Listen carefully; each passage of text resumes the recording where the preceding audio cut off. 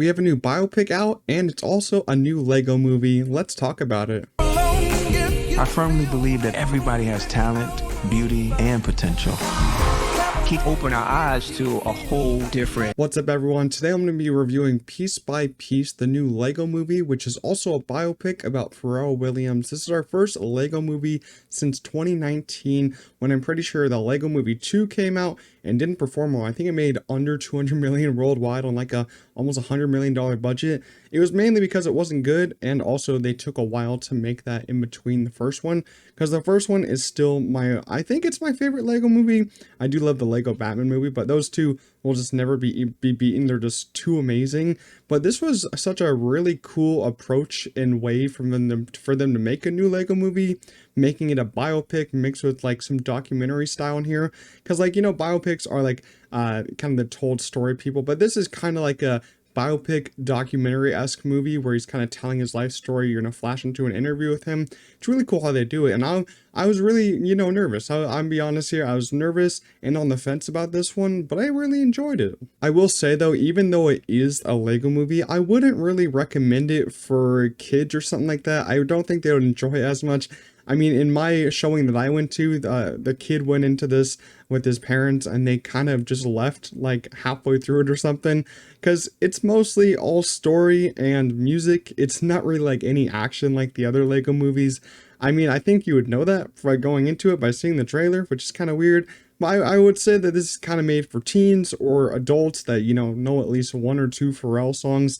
If you're like over 13 or 14 years old, you probably know a Pharrell song either that he's singing or produced, because he's produced a lot of music at this point in his life.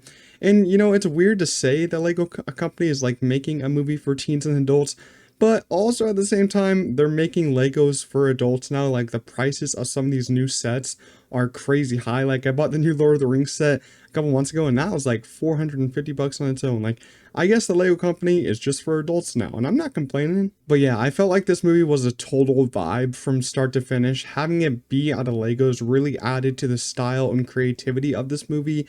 It's easily the most creative biopic that you'll ever see in your whole entire life, because every biopic these days is just like copy and paste of the other one, just in a different time period, it seems like.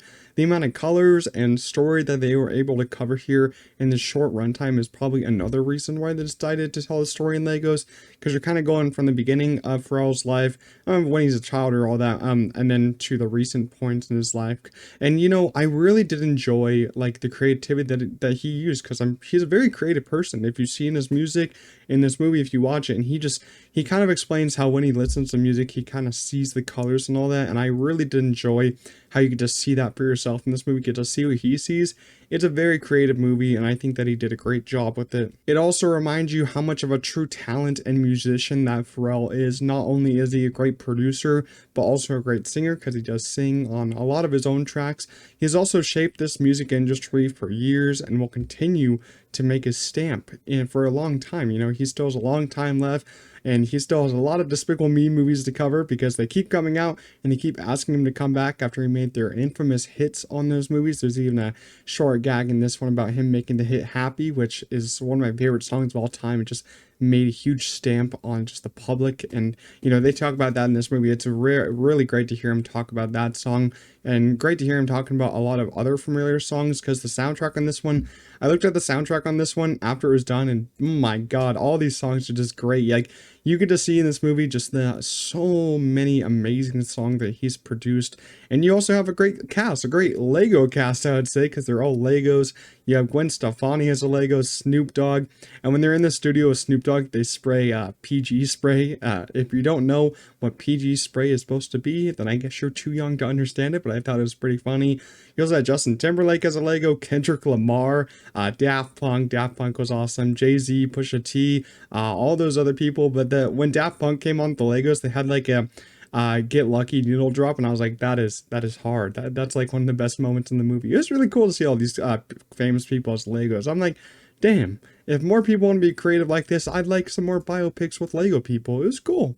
Overall, Piece by Piece is another really good Lego movie and biopic at the same time. It's just a really enjoyable time in the theaters and just a vibe from start to finish. You'll know at least some of the songs in here and a lot of the Lego cast in this one. It shows you that biopics can still be creative All you had to do was make it into a Lego movie. I'm gonna give Piece by Piece a 7.5 out of 10. If you saw this one, leave your thoughts down below. If you did enjoy my review, make sure to leave a like, subscribe to the channel, but I'll see you guys in the next one. Peace out.